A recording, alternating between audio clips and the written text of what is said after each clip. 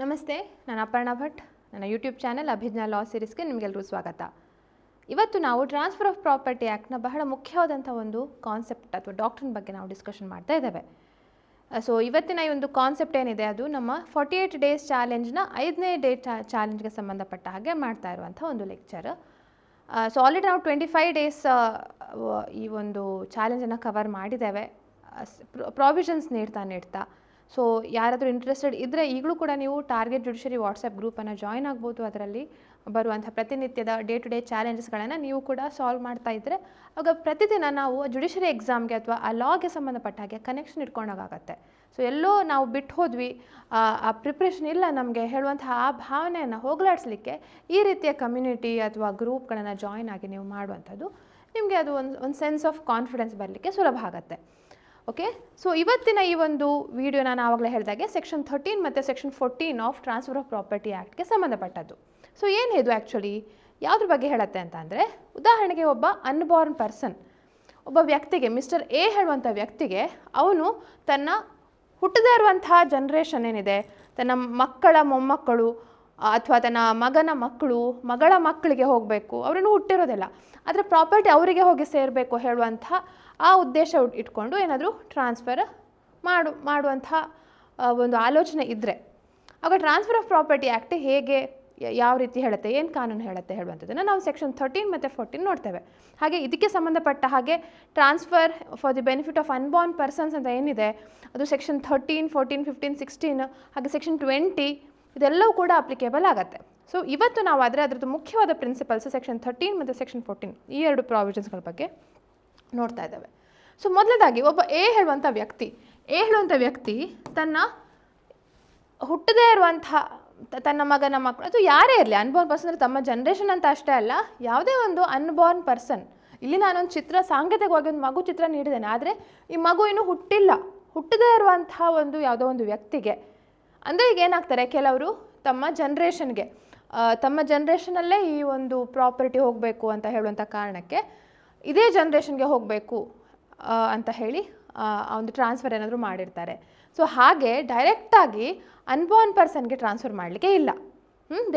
There cannot be a direct transfer to the unborn person. Transfer of property act applies to living persons only. ಯಾರು ಇಬ್ಬರು living ಪರ್ಸನ್ಸ್ಗಳ ಇರ್ತಾರೆ, ಇಂಟರ್ವೈವೋಸ್, it acts ಇಂಟರ್ವೈವೋಸ್, ಇಬ್ಬರು living ಪರ್ಸನ್ಸ್ಗಳ ಮಧ್ಯೆ ಏನು transfer ಆಗ್ತಾ ಇರತ್ತೆ ಅದೇ ಅವರಿಗೆ ಮಾತ್ರ ಅದು ಅಪ್ಲೈ ಆಗುತ್ತೆ, ಹೊರತು ಅನ್ಬಾರ್ನ್ ಪರ್ಸನ್ಗೆ ಡೈರೆಕ್ಟ್ ಟ್ರಾನ್ಸ್ಫರ್ ಮಾಡಲಿಕ್ಕಿಲ್ಲ. ಆದರೆ ಅನ್ಬಾರ್ನ್ ಪರ್ಸನ್ ಬೆನಿಫಿಟಿಗೋಸ್ಕರ ಬೇರೆ ಯಾವುದೋ ವ್ಯಕ್ತಿಯನ್ನು ಇನ್ಕ್ಲೂಡ್ ಮಾಡ್ಬೋದು, ಅವರಿಗೆ ಲೈಫ್ ಇಂಟ್ರೆಸ್ಟ್ ಅಥವಾ ಲಿಮಿಟೆಡ್ ಇಂಟ್ರೆಸ್ಟನ್ನು ನೀಡಿ ಆಮೇಲೆ ಬೇಕಿದ್ರೆ ಅವರು ಅನ್ಬಾರ್ನ್ ಪರ್ಸನ್ಗೆ ಟ್ರಾನ್ಸ್ಫರ್ ಮಾಡುವಂಥ, ಅವರಿಂದ ಅನ್ಬಾರ್ನ್ ಪರ್ಸನ್ಗೆ ಹೋಗುವಂತಹ ವ್ಯವಸ್ಥೆ ಸೆಕ್ಷನ್ 13 ನಾವು ಕಾಣ್ತೇವೆ. ಸೊ ಅದಕ್ಕೆ ಸೆಕ್ಷನ್ 13 ಕೆಲವೊಂದು ರೂಲ್ಸ್ ಹೇಳ್ತಾರೆ, 3 ಕಂಪಲ್ಸರಿ ರೂಲ್ಸನ್ನು ಫಾಲೋ ಮಾಡಬೇಕು, ಆವಾಗ ಮಾತ್ರ transfer can be made to unborn person. So always remember, the transferor cannot directly transfer any property to the unborn person. Unborn ಪರ್ಸನ್ಗೆ ಡೈರೆಕ್ಟ್ ಟ್ರಾನ್ಸ್ಫರ್ ಮಾಡಲಿಕ್ಕೆ ಸಾಧ್ಯ ಇಲ್ಲ. ಹಾಗಾದರೆ ಏನು ಮಾಡಬೇಕು, ಒಂದು ಪ್ರಯರ್ ಇಂಟ್ರೆಸ್ಟನ್ನು ಕ್ರಿಯೇಟ್ ಮಾಡಬೇಕು, ಯಾವುದೋ ಒಂದು ವ್ಯಕ್ತಿಯನ್ನು ಅವರಿಗೆ ಟ್ರಾನ್ಸ್ಫರ್ ಮಾಡಬೇಕು ಪ್ರಾಪರ್ಟಿ. ನೀನು ಆ ಅನ್ಬಾರ್ನ್ ಪರ್ಸನ್ ಎಕ್ಸಿಸ್ಟ್ ಆಗೋ ತನಕ ನೀನು ಆ ಪ್ರಾಪರ್ಟಿನ ಇಟ್ಕೋ. So he holds the property for the benefit of unborn person. So ಅದಕ್ಕೆ ಇಲ್ಲಿ ಶಬ್ದ ಹೇಳಿದ್ದಾರೆ, for the benefit of unborn person. Okay, ಆ ವ್ಯಕ್ತಿ ಅವನ ಬೆನಿಫಿಟಿಗೋಸ್ಕರ ಈ ಪ್ರಾಪರ್ಟಿ ಇರಬೇಕು ಅಂತ ಹೇಳಿ ಈ ವ್ಯಕ್ತಿ ಹಿಡ್ಕೊಳ್ಬೇಕು ಅಂತ ಹೇಳಿ. ಆದರೆ ಅವನಿಗೆ ಆಬ್ಸಲ್ಯೂಟ್ ಇಂಟ್ರೆಸ್ಟ್ ಕೊಡೋದಿಲ್ಲ, ಅವನಿಗೆ ಲಿಮಿಟೆಡ್ ಇಂಟ್ರೆಸ್ಟ್ ಅಥವಾ ರಿಸ್ಟ್ರಿಕ್ಟೆಡ್ ಇಂಟ್ರೆಸ್ಟ್ ಕೊಡ್ತಾರೆ, ಅಥವಾ ಲೈಫ್ ಇಂಟ್ರೆಸ್ಟ್, ಲಿಮಿಟೆಡ್ ಇಂಟ್ರೆಸ್ಟ್ ಅಂತಲೂ ಹೇಳ್ತಾರೆ. Life interest, limited interest, restricted interest. So unborn ಪರ್ಸನ್ಗೆ ಹೋಗಿಂತ ಮೊದಲು ಡೈರೆಕ್ಟ್ ಟ್ರಾನ್ಸ್ಫರ್ ಮಾಡದೆ some person must hold it as a trustee for the benefit of unborn person. ಆವಾಗ ಮಾತ್ರ ಈ ಒಂದು ಟ್ರಾನ್ಸ್ಫರ್ ಎಫೆಕ್ಟಿವ್ ಆಗುತ್ತೆ. ಸೊ ಇವರಿಗೆ ಲೈಫ್ ಇಂಟ್ರೆಸ್ಟ್, ಆದರೆ ಅನ್ಬಾರ್ನ್ ಪರ್ಸನ್ ಏನಿದಾರಲ್ಲ ಅವರಿಗೆ ಕಂಪ್ಲೀಟಾಗಿ ಹೋಗಬೇಕು. An absolute interest has to be created to the unborn person. So ಇವರಿಗೆ ಲಿಮಿಟೆಡ್ ಇಂಟ್ರೆಸ್ಟ್, ಲೈಫ್ ಇಂಟ್ರೆಸ್ಟ್ ಕೊಡಲಿಕ್ಕೆ ಇಲ್ಲ, but unborn person has to be given the absolute interest, ಕಂಪ್ಲೀಟಾಗಿ ಇಂಟ್ರೆಸ್ಟ್ ಹೋಗಬೇಕು. Okay, so remember this 3 points. Section 13 ಅಂದರೆ ನೀವು ಇದು ಖಂಡಿತವಾಗಿಯೂ ಬರೀಲೇಬೇಕು, MCQಸಲ್ಲೂ ಕೇಳ್ತಾರೆ. ಸೊ ದೇ ಶುಡ್ ಬಿ ನೋ ಡೈರೆಕ್ಟ್ ಟ್ರಾನ್ಸ್ಫರ್ ಟು ದಿ ಅನ್ಬಾರ್ನ್ ಪರ್ಸನ್, and a prior limited interest or prior restricted interest has to be created who holds the property as a trustee for the benefit of unborn person. Unborn person ge ಅವನ ಬೆನಿಫಿಟ್ಗೋಸ್ಕರ ಒಂದು ಅದಕ್ಕಿಂತ ಪೂರ್ವವಾಗಿ ಒಂದು life interest ಅಥವಾ limited ಇಂಟ್ರೆಸ್ಟನ್ನು create ಮಾಡಿರ್ತಾರೆ, ಅವರಿಗೆ transfer ಮಾಡಬೇಕು. So the first transfer ಇವರಿಗೆ ಹೋಗುತ್ತೆ. ಒಂದು ವೇಳೆ ಇಲ್ಲೇ ಆಬ್ಸಲ್ಯೂಟ್ ಇಂಟ್ರೆಸ್ಟ್ ಕ್ರಿಯೇಟ್ ಮಾಡಿಬಿಟ್ಟಿದ್ದರೆ ಆಮೇಲೆ ಇವರ ಮರಣಾನಂತರ ಅಥವಾ ಇವರು ಬೇರೆ ಯಾರಿಗೂ ಡಿಸ್ಪೋಸ್ ಮಾಡುವ ಸಂದರ್ಭ ಇರುತ್ತೆ, ಅಥವಾ ಇವರ ಲೀಗಲ್ ರೆಪ್ರೆಸೆಂಟೇಟಿವ್ಸು ತಮಗೆ ಕ್ಲೇಮ್ ಕೇಳುವಂಥ ಸಾಧ್ಯತೆ ಇರುತ್ತೆ. ಅನ್ಬೋರ್ನ್ ಪರ್ಸನ್ಗೆ ಆ ಪ್ರಾಪರ್ಟಿ ಹೋಗೋದಿಲ್ಲ. ಅದಕ್ಕೋಸ್ಕರ ಏನು ಮಾಡ್ತಾರೆ, ಇವರಿಗೆ ಲೈಫ್ ಇಂಟ್ರೆಸ್ಟ್, ಲಿಮಿಟೆಡ್ ಇಂಟ್ರೆಸ್ಟ್ ಮಾತ್ರ ಕೊಡ್ತಾರೆ. ಅವರು ಬದುಕಿರೋ ತನಕ ಆ ಪ್ರಾಪರ್ಟಿನ ಇಟ್ಕೊಳ್ಬೋದು ಅಥವಾ ಅದರಿಂದ ಬರುವಂಥ ಉತ್ಪನ್ನಗಳನ್ನು ಸ್ವೀಕಾರ ಮಾಡ್ಬೋದು.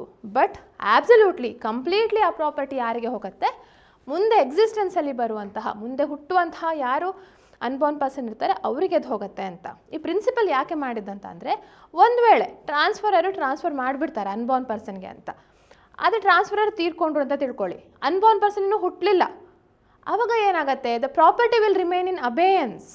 ಹಾಗೆ ಯಾರು ಒಡೆಯನಿಲ್ಲದೆ ಪ್ರಾಪರ್ಟಿ ಇರಲಿಕ್ಕೆ ಸಾಧ್ಯ ಇಲ್ಲ. There should be some owner ಅಲ್ವಾ. ಅದಕ್ಕೋಸ್ಕರ ಒಂದು ವೇಳೆ ಇವರ ಕಾಲಾನಂತರ ಆದರೂ ಸಹ ಇವರಿದ್ದರೆ ಇವರು ಆ ಪ್ರಾಪರ್ಟಿನ ಇಟ್ಕೊಳ್ಳುವಂತಹ ಸಾಧ್ಯತೆ ಇರುತ್ತೆ. ಓಕೆ, ಸೊ ಅದಕ್ಕೋಸ್ಕರ life interest, he holds the property till the existence and for the benefit of the unborn person. ಇದು ಸೆಕ್ಷನ್ 13 ಹೇಳುವಂಥದ್ದು. ಸೆಕ್ಷನ್ 14 ಏನು ಹೇಳುತ್ತೆ, ಅದು ಕೂಡ ಅನ್ಬೋರ್ನ್ ಪರ್ಸನ್ಗೆ ಸಂಬಂಧಪಟ್ಟದ್ದು, which speaks regarding rule against perpetuity ಅಂತ ಹೇಳುವಂಥದ್ದು. ಸೊ ನಾವು ಈಗ ಪೋಸ್ಟ್ಪೋನ್ ಮಾಡ್ತಾ ಹೋಗ್ಬೋದು. ಒಂದು ಪ್ರಾಪರ್ಟಿ ಈಗ ಕೆಲವರಿಗೆ ಏನಿರುತ್ತೆ ಅಂತಂದರೆ, ತಮ್ಮ ಪ್ರಾಪರ್ಟಿ ತಮ್ಮ ಜನ್ರೇಷನ್ಲೇ ಹೋಗಬೇಕು ಅಂತ. ಸೊ ಏನು ಮಾಡ್ತಾ ಹೋಗ್ತಾರೆ ಅಂತಂದರೆ, a transfers property to be for life ಅಂತ ತಿಳ್ಕೊಳ್ಳಿ. ಆಮೇಲೆ ಯಾರೋ ಅನ್ಬೋರ್ನ್ ಪರ್ಸನ್ ಹುಟ್ಟದೇ ಇರುವಂಥ ಫಸ್ಟ್ ಜನ್ರೇಷನು ಅವ್ರ ನಂತರ 2ನೇ ಜನ್ರೇಷನ್ಗೆ ಹೋಗುತ್ತೆ, ಆಮೇಲೆ 3ನೇ ಜನ್ರೇಷನ್ಗೆ ಹೋಗುತ್ತೆ. ಸೊ ಹೀಗೆ 7 ಜನ್ರೇಷನ್, 8 ಜನ್ರೇಷನ್, 10 ಜನ್ರೇಷನ್ನು ಕಂಪ್ಲೀಟಾಗಿ ಅವ್ರ ಜನ್ರೇಷನ್ಗೆ ಹೋಗಬೇಕು ಅಂತ ಹೇಳೋ ಕಾರಣಕ್ಕೆ ಏನು ಮಾಡ್ತಾರೆ ಅಂತಂದರೆ, ಲೈಫ್ ಇಂಟ್ರೆಸ್ಟ್ ಕೊಟ್ಟಿಟ್ಬಿಡ್ತಾರೆ. ಕಂಪ್ಲೀಟಾಗಿ ಆಬ್ಸಲ್ಯೂಟ್ ಇಂಟ್ರೆಸ್ಟ್ ಕೊಡೋದೇ ಇಲ್ಲ. ಸೊ ಒಬ್ಬ ಈ ವ್ಯಕ್ತಿ ಏನಿದ್ದಾನೆ, ಆ ಪ್ರಾಪರ್ಟಿ ತಮ್ಮ ಒಂದು ಕುಟುಂಬದಲ್ಲೇ, ತಮ್ಮ ಒಂದು ಆ ಸರಣಿಯಲ್ಲೇ ಮುಂದುವರಿಬೇಕು ಅಂತ ಹೇಳಿ. ಸೊ ಇದೇನಾಗತ್ತೆ, ಇದೊಂದು ಪರ್ಪೆಚುಯಿಟಿ, ರಿಮೋಟ್ನೆಸ್ ಅಂತ ಹೇಳಿ ಆಗುತ್ತೆ. ಅದು ಯಾರಿಗೂ ಆಬ್ಸಲ್ಯೂಟ್ ಇಂಟ್ರೆಸ್ಟ್ ಕೊಡೋದೇ ಇಲ್ಲ. ಇವ್ರು ಯಾರು ಬೇರೆಯವ್ರಿಗೆ ಟ್ರಾನ್ಸ್ಫರ್ ಮಾಡುವ ಹಕ್ಕೇ ಇರೋದಿಲ್ಲ. ಅದು ಲೈಫ್ ಇಂಟ್ರೆಸ್ಟ್, ಲಿಮಿಟೆಡ್ ಇಂಟ್ರೆಸ್ಟೇ ಇಟ್ಕೊಂಡು ಅವರು ಮುಂದಿನವರಿಗೆ ಕೊಡಲೇಬೇಕಾಗತ್ತೆ. ತಮ್ಮ ಬದುಕಿರೋರಿಗೆ ಅವರು ಅದನ್ನು ಅನುಭವಿಸ್ಬೋದು. ಬಟ್ ಆಮೇಲೆ ಆ ಪ್ರಾಪರ್ಟಿ ಮ್ಯಾಂಡೇಟರಿಲಿ ಬೇರೆಯವ್ರಿಗೆ ಹೋಗುವಂಥ ಸಾಧ್ಯತೆ ಇರುತ್ತೆ. ಆದರೆ economy does not say it so. ಎಕನಾಮಿಗೆ free circulation of the property ಇರಬೇಕು. ಸೊ ಅದಕ್ಕೋಸ್ಕರ ಏನು ಮಾಡಿದ್ದಾರೆ, ರೂಲ್ ಅಗೇನ್ಸ್ಟ್ ಪರ್ಪೆಚುಟಿ, ಆ ಶಾಶ್ವತವಾಗಿ ಒಂದು ಪ್ರಾಪರ್ಟಿ ಒಬ್ಬರ ಹತ್ರನೇ ಅಥವಾ ಒಬ್ಬರ ಕುಟುಂಬದವ್ರ ಹತ್ರನೇ ಇರಲಿಕ್ಕೆ ನಿಷೇಧ ಮಾಡುತ್ತೆ.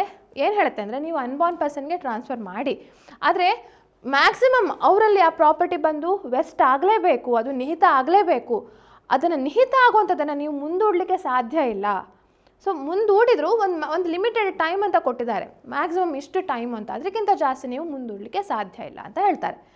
ಸೊ ಅಲ್ಟಿಮೇಟ್ಲಿ ಒಂದಲ್ಲ ಒಂದು ದಿನ ಅದು ಅನ್ಬೋರ್ನ್ ಪರ್ಸನ್ ವ್ಯಕ್ತಿಯಲ್ಲಿ ಯಾರಿರ್ತಾನೆ ಅವನಲ್ಲಿ ಆಬ್ಸಲ್ಯೂಟ್ ಆಗಿ ಬಂದು ವೆಸ್ಟ್ ಆಗಬೇಕು. ಸೊ ದ್ಯಾಟ್ ಅವರು ಆಮೇಲೆ ಬೇಕಿದ್ರೆ ಅವ್ರು ಯಾರಿಗೆ ಬೇಕೋ ಟ್ರಾನ್ಸ್ಫರ್ ಮಾಡ್ಬೋದು. ಕುಟುಂಬದಲ್ಲೇ ಹೋಗುತ್ತೆ ಅಥವಾ ಜನ್ರೇಷನ್ಲೇ ಹೋಗುತ್ತೆ ಅಥವಾ ಇವರು ಹೇಳಿರುವಂತಹ ವ್ಯಕ್ತಿಗಳ ಆ ಒಂದು ಸರಣಿಯಲ್ಲೇ ಹೋಗುತ್ತೆ ಹೇಳುವಂಥದ್ದಲ್ಲ. ಸೊ ಅದಕ್ಕೋಸ್ಕರ ಒಂದು ರೂಲ್ ಫಿಕ್ಸ್ ಮಾಡಿದ್ದಾರೆ. ಸೊ ಏನಂತಂದರೆ, ಸೆಕ್ಷನ್ 14 ಹೇಳುವಂಥದ್ದು ರೂಲ್ ಅಗೇನ್ಸ್ಟ್ ಪರ್ಪೇಚುಟಿ ಅಂತ ಹೇಳ್ತಾರೆ. ಸೊ ಒಂದು ಫಿಕ್ಸ್ಡ್ ಟೈಮ್, ಅದಕ್ಕಿಂತ ಜಾಸ್ತಿ ದ ರಿಮೋಟ್ನೆಸ್ ಆಫ್ ವೆಸ್ಟಿಂಗ್ ಅಂತ ಏನಿದೆ, ಇಷ್ಟು ಸಮಯದಲ್ಲಿ ಇವರು ಈ ಒಂದು ವ್ಯಕ್ತಿಯಲ್ಲಿ ಬಂದು ಅಡಕ ಆಗಿರಬೇಕು, ಅದಕ್ಕಿಂತ ಜಾಸ್ತಿ ನೀವು ಪೋಸ್ಟ್ಪೋನ್ ಮಾಡ್ತೀರಿ ಅಥವಾ ಆ ಪ್ರಾಪರ್ಟಿ ಅವರಿಗೆ ಕಂಪ್ಲೀಟಾಗಿ ಬಂದು ಸೇರೋದೇ ಇಲ್ಲ ಅಂತ ಹೇಳುವಂಥದ್ದನ್ನು ಮಾಡಲಿಕ್ಕಿಲ್ಲ ಅಂತ ಹೇಳಿ.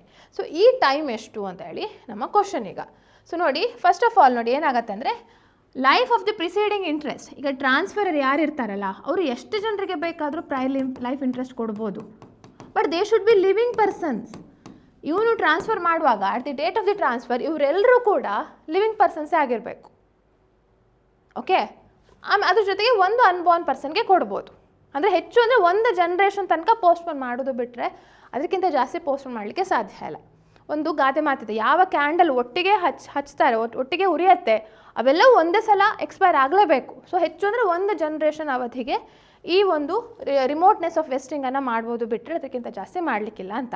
ಸೊ ಅದಕ್ಕೋಸ್ಕರ ಹೇಳ್ತಾರೆ, ಇವರೆಲ್ಲರ life of the preceding interest, ಇವರೆಲ್ಲರ ಲೈಫ್ ಅವಧಿ ಎಷ್ಟಿದೆ ಅದು ಸೇರಿಸಿ ಪ್ಲಸ್ ಇವನಿಗೆ ಮ್ಯಾಕ್ಸಿಮಮ್ ಅನ್ಬೋರ್ನ್ ಪರ್ಸನ್ ಆ ಟೈಮ್ಗೆ ಎಕ್ಸಿಸ್ಟಿಂಗ್ ಬಂದರೆ ಅವನ ಮೆಜಾರಿಟಿ ಆಗೋ ತನಕ, ಅಲ್ಲಿ ತನಕ ನೀವು ಪ್ರಾಪರ್ಟಿಯನ್ನು ವೆಸ್ಟ್ ಆಗೋ ತನಕ ಮುಂದೂಡ್ಬೋದು. ಬಿಟ್ಟರೆ ಮೆಜಾರಿಟಿ ಆದ ನಂತರ ಅವನಿಗೆ ಅದು ಬರಲೇಬೇಕು, ಬಂದು ಸೇರಲೇಬೇಕು ಅಂತ ಹೇಳ್ತಾರೆ. ಅಷ್ಟು ಟೈಮ್ಗಿಂತ ಜಾಸ್ತಿ ಇನ್ನೂ ನೆಕ್ಸ್ಟ್ ಜನ್ರೇಷನ್ಗೆ ನೀವು ಟ್ರಾನ್ಸ್ಫರ್ ಮಾಡಲಿಕ್ಕೆ ಇಲ್ಲ. ಸೊ ಮೈನಾರಿಟಿ ಅಂದರೆ ಆ ಮೈನಾರಿಟಿ ಅವಧಿ ಮುಗಿಯೋ ತನಕ, ಅಂದರೆ ಮೈನಾರಿಟಿ ಅವಧಿ ಮುಗಿಯುವಂಥದ್ದು ಯಾವಾಗ? 18 ವರ್ಷ. ಸೊ 18 ವರ್ಷದ ತನಕ up to the end of the minority they can postpone. ಇನ್ನೂ ಒಂದು ವಿಷಯ ನೆನ್ಪಿಟ್ಕೊಳ್ಬೇಕಂತಂದರೆ ಎನ್ ವೆಂಟ್ರಾ ಸಾ ಮಾರೆ ಅಂತ ಹೇಳ್ತಾರೆ. ಎನ್ ವೆಂಟ್ರಾ ಸಾ ಮಾರೆ ಅಂತ ಹೇಳಿ, ಅಂದರೆ ಚೈಲ್ಡ್ ಇನ್ ದಿ ವೋಂಬ್ ಅಂತ. ಯಾವ ಮಗು ಗರ್ಭದಲ್ಲಿ ಇರುತ್ತೋ ಆ ಮಗುವನ್ನು ಸಹ ಎಕ್ಸಿಸ್ಟೆನ್ಸಲ್ಲಿ ಇದೆ ಅಂತಲೇ ತಿಳ್ಕೊಳ್ತಾರೆ. ಅನ್ಬೋರ್ನ್ ಪರ್ಸನ್ ಅಲ್ಲ ಅದು. It is considered to be child in the womb ಅಥವಾ ಎನ್ ವೆಂಟ್ರಾ ಸಾ ಮಾರೆ ಅಂತ ಹೇಳಿ ಹೇಳುವಂಥದ್ದು. ಓಕೆ, ಸೊ ಅದಕ್ಕೋಸ್ಕರ ಆ ಗರ್ಭಸ್ಥ ಶಿಶು, ಆ ಗರ್ಭದಲ್ಲಿರುವಂಥ ಶಿಶು ಅದರ ಅವಧಿ ಏನಿದೆ 9 ತಿಂಗಳು, ಅದನ್ನು ಕೂಡ ಕ್ಯಾಲ್ಕುಲೇಟ್ ಮಾಡ್ಬೋದು ಅಂತ. ಅಷ್ಟು ಟೈಮ್ ತನಕನೂ.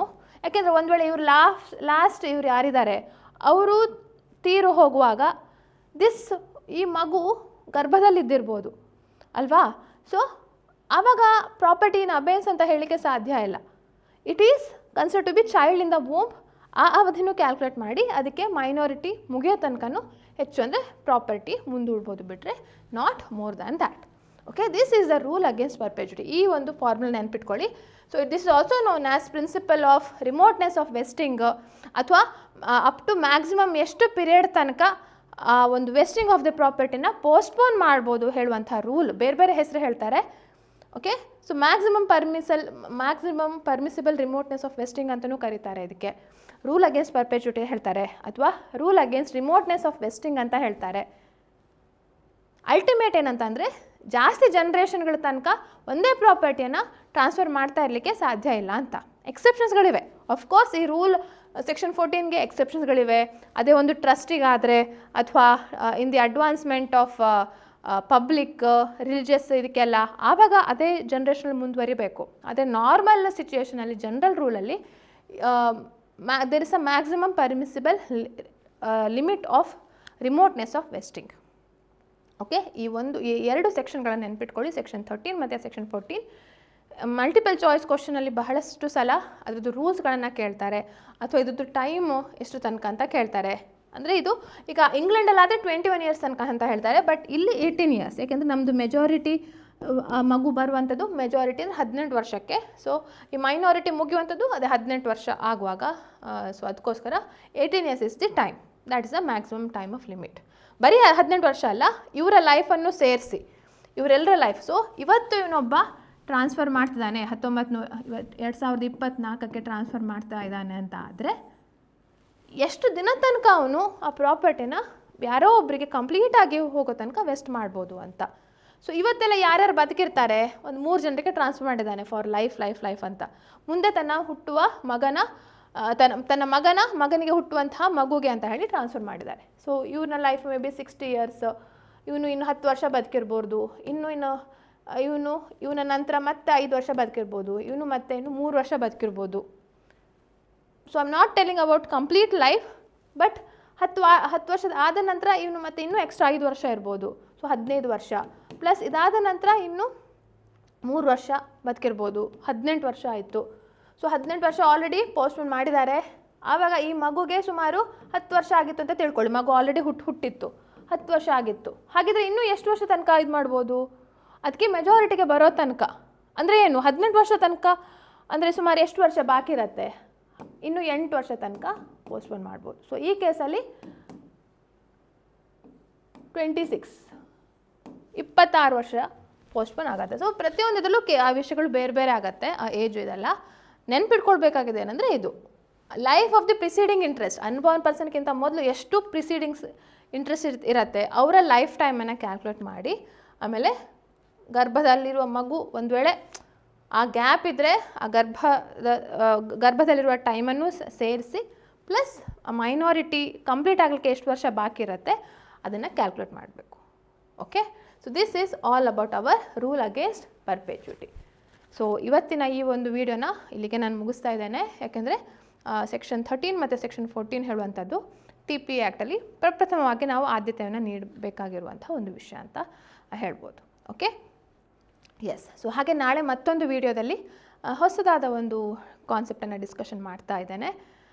ಸೊ ಹಾಗೆ ನಮ್ಮ ಅಭಿಜ್ಞಾ ಲಾ ಸೀರೀಸ್ ಆ್ಯಪನ್ನು ನೀವಿನ್ನು ಡೌನ್ಲೋಡ್ ಮಾಡ್ಕೊಳ್ಳಿದ್ರೆ ಖಂಡಿತವಾಗಿಯೂ ಡೌನ್ಲೋಡ್ ಮಾಡ್ಕೊಳ್ಳಿ. ಅದರದ್ದು ಡಿಸ್ಕ್ರಿಪ್ಷನ್ ಎಲ್ಲ ಇಲ್ಲಿ ನಾನು ಸ್ಕ್ರಾಲ್ ನಿಮ್ಗೆ ಕಾಣ್ತಾ ಇರ್ಬೋದು. ಅಥವಾ ಏನಾದರೂ ಡೌಟ್ಸ್ ಇದ್ದರೆ ನಮ್ಮ ವಾಟ್ಸಾಪ್ ನಂಬರ್ಗೆ ನೀವು ಕಾಲ್ ಮಾಡಿ ಕೇಳ್ಬೋದು ಅಥವಾ ಟೆಕ್ಸ್ಟ್ ಮಾಡಿ ಕೇಳ್ಬೋದು ವಾಟ್ಸಾಪ್ಗೆ. ಹಾಗೆ www.abhijnalegal.in ಅಂತ ಇದೆ. ಪ್ಲಸ್ ನಮ್ಮ ಆನ್ ಗೋಯಿಂಗ್ ಕೋರ್ಸಸ್ಗಳು ಕೂಡ ಜುಡಿಷಿಯಲ್ ಎಕ್ಸಾಮ್ಗೆ ಸಂಬಂಧಪಟ್ಟಾಗೆ ಹೊಸದಾದ ಕೋರ್ಸಸ್ಗಳು ಕೂಡ ಇವೆ. ಹಾಗೆ ಇನ್ನು ಬರುವಂಥ ದಿನಗಳಲ್ಲಿ ಹೊಸ ಹೊಸ ಕೋರ್ಸ್ಗಳನ್ನು ಲಾಂಚ್ ಮಾಡಲಿಕ್ಕೆ ಇದ್ದಾವೆ. If you are interested, keep in touch, stay updated. ನಮ್ಮ ಎಲ್ಲ ಒಂದು ಇನ್ಸ್ಟಾ ಅಥವಾ ಯೂಟ್ಯೂಬ್ ಯಾವುದೆಲ್ಲಾದರೂ ನೀವು ಸಬ್ಸ್ಕ್ರೈಬ್ ಆಗಿ, ಸೊ ದ್ಯಾಟ್ ನಿಮಗೆ ಇನ್ಫಾರ್ಮೇಷನ್ ಕೂಡಲೇ ಸಿಗ್ತಾ ಹೋಗುತ್ತೆ. ಸೊ ಇಷ್ಟು ಹೇಳ್ತಾ ಈ ವಿಡಿಯೋನ ಇಷ್ಟ ಆಗಿದ್ದರೆ ಖಂಡಿತವಾಗಿಯೂ ಲೈಕ್, ಕಮೆಂಟ್, ಶೇರ್, ಸಬ್ಸ್ಕ್ರೈಬ್ ಮಾಡಲಿಕ್ಕೆ ಮರಿಬೇಡಿ ಅಂತ ಹೇಳ್ತಾ ಕೀಪ್ ವಾಚಿಂಗ್. ನಮಸ್ತೆ. See you in my next video.